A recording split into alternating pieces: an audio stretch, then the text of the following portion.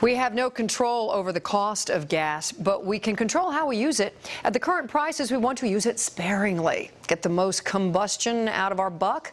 Well, a guy in Annapolis decided to try various techniques to see if he could improve his mileage. He videotaped his experiment, and the outcome is now a movie. It's called Driving Green.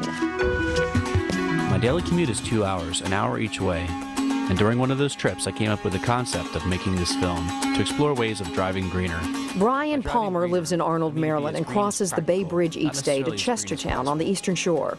I drive 92.5 miles round trip a day, and so I had a lot of time in the car to think about it.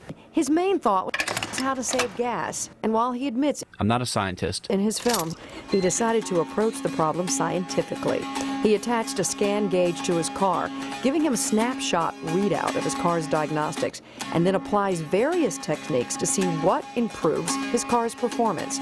Some were common sense. The longer you can be in motion, the better. And that's because to get the car in motion uses energy to start it up. So if you see a red light coming up ahead and you're pretty far away, just let off the gas and then just kind of coast up to it. I found that I could be doing great for a trip, but then I'd hit 1 or 2 red lights at the very end of the trip, and my mileage would drop by a couple miles per gallon. Palmer's experiment went on for several months. He diligently taped every experience and calculated its impact.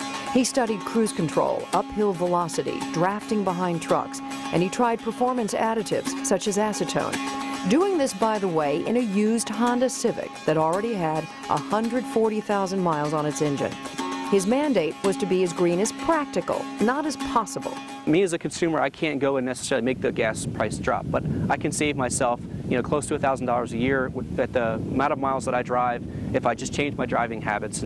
Palmer manages the Multimedia Production Center at Washington College in Chestertown. He also does video for weddings and events, so he clearly knows his way around a camera. And in the end, he also discovered the fine line in mileage, where the rubber meets the road. The thing that worked best for me, honestly, is just driving very cautiously. The next thing I tried was a tune-up.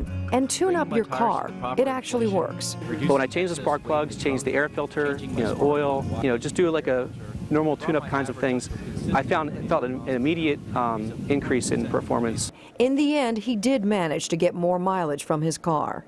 Well, I started out with 32.5 miles per gallon average, and then the best that I did was 45 miles per gallon.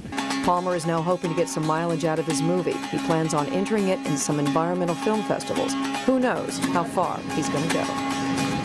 Got up to 45 miles per gallon just by driving scientifically.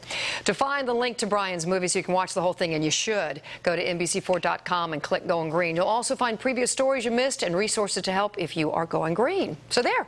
Some tips for all of us. That tune-up really. Wasn't that cool that he did that? Yeah. Thank you, Brian. I like it. Everything's looking green out there today.